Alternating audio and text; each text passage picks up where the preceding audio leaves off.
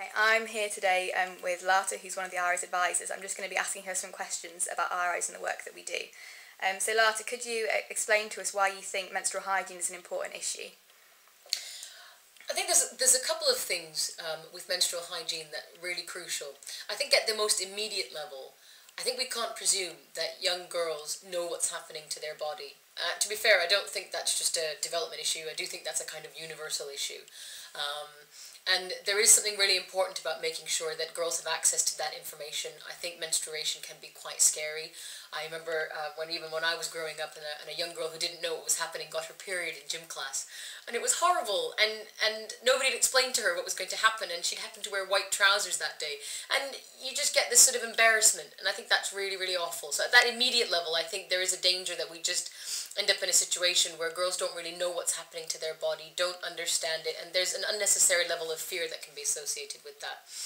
I think it's a development issue, because if it's not properly managed, and this comes out, I think, in Irise's work quite well, but there's a danger that if you don't manage it well, and it's not a public health issue, it is actually just the natural body doing what it does, it's just a woman's body doing what it does. But if you don't actually manage it, it does become a public health issue, and it's something that will become a public health issue in the context of development, where there isn't enough water, where there are issues around sanitation and hygiene, access to clean toilets. That's particularly, of course, an issue in schools in developing countries where educational resources are scarce, something again that comes out in Irise's work.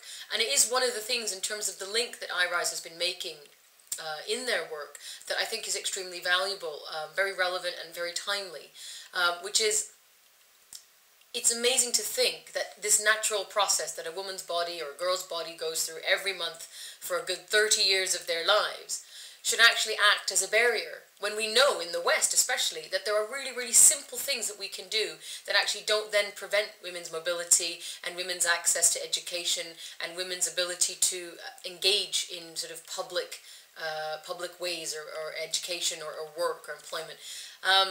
And so in that sense, it does become a development issue, and it does become a public health issue, because if it's not managed properly, then it's going to prevent girls from participating in whatever activities, but also it could lead to infection, could lead to secondary issues around poor hygiene related to the menstruation. So I think at those sort of multiple levels, it's amazing how that very simple thing can have a massive knock-on effect. Okay. And you've done a lot of work looking at gender. Do you think menstrual hygiene is a gender issue as well as a development issue? It's funny, again, I think, again, it's one of those things that it is and it isn't. It's a sex difference issue, in the sense that boys don't menstruate. I think it's become a gendered issue in the way that lots of things about sex difference become gendered issues, which is to say, you take a sex difference, and what has historically tended to happen, not always, but very often, sex difference turns into a gendered inequality. So the fact that girls menstruate, which should really be a nothing, we should just be able to manage that as a biological difference, actually becomes a disadvantage, because it means that if you bleed every month and you don't have access to pads, or you don't have access to any sort of hygiene management, that puts you at a disadvantage compared to your male peers, and then that becomes a gendered disadvantage, because that gets connected to your role as your place in society as a girl. And that inability possibly to function, particularly if you've got lots of cramping, say, and backache with your menstruation, that maybe does make it harder for you to engage in that time of the month, and you don't have access to hygiene management, maybe you don't have access to painkillers, then that means that it becomes a gendered issue, because you can't engage in the same way and at the same level as boys. And what has also developed around menstruation, which also makes it a gendered issue, is cross-cultural practices around, say, seclusion, pollution, all these terms that get used in relation to menstruation in lots of cultures around the world, and it's something that I experienced personally growing up. I was excluded, or rather secluded, and excluded I guess to an extent, from the day-to-day sort of rituals of living in my own home growing up. Once I became 11 and I started menstruating. And basically, it meant that I couldn't touch things, I couldn't even touch my own clothes, I couldn't go into the kitchen, I couldn't go into the prayer room, I couldn't touch anybody else. I had to eat after everybody else, because if I ate first, the food would be polluted. These extraordinary things that growing up in Canada you would think are not an issue, but this is the nature of the ways in which culture interacts with even sort of biology and sex difference to create gendered inequalities. So in that sense it is absolutely, it shouldn't be, but has absolutely become a gendered issue. Okay.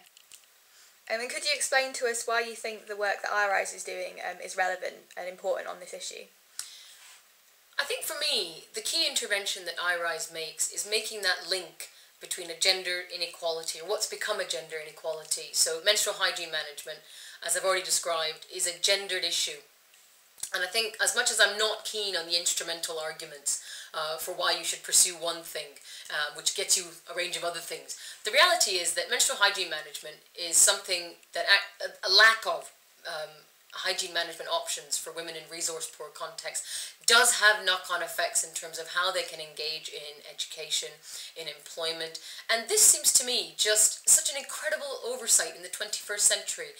It's such a simple issue that really should clearly demand a very simple solution, and yet still here we are scrambling around trying to make menstrual hygiene management an issue that actually can be managed and then has positive effects for women's inclusion.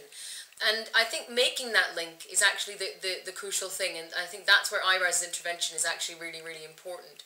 Because if we can look at education and attendance for women and girls, or young women and girls, and make a link between the fact that menstruation and a lack of access to menstrual hygiene management is inhibiting participation in education or onward in employment, that just seems to me incredible, and also really important to highlight, because of course as a kind of development discipline, there's lots of emphasis at the moment on educating women and girls, and this seems to me, and I suppose it speaks to my own interest and even my own experiences around menstruation, that actually it shouldn't be a barrier to anything. And I know for me growing up it was, and I can appreciate therefore the importance of engaging with those issues at that level, but the fact that it should have knock-on effects for education seems just frankly unacceptable to me. And I think if Irise continues along this work and so takes that sort of passion and enthusiasm in making that link and raising that awareness, the hygiene management strategies that women in the West just take for granted, that sort of awareness is really, really important. Because I think actually the problem is that people just don't even know it's still a problem. With all the hygiene management options that we have as women in the West, it doesn't even occur to most people that that might be a reason why some girl in a resource-poor context, maybe in Latin America, Africa, or South Asia, might not be going to school. And I think raising awareness of that and Irise's work in that direction is really, really important. And that's why I think it's really valuable, and I'm really excited to be supporting Irise. Cool. Thank you for talking to us today.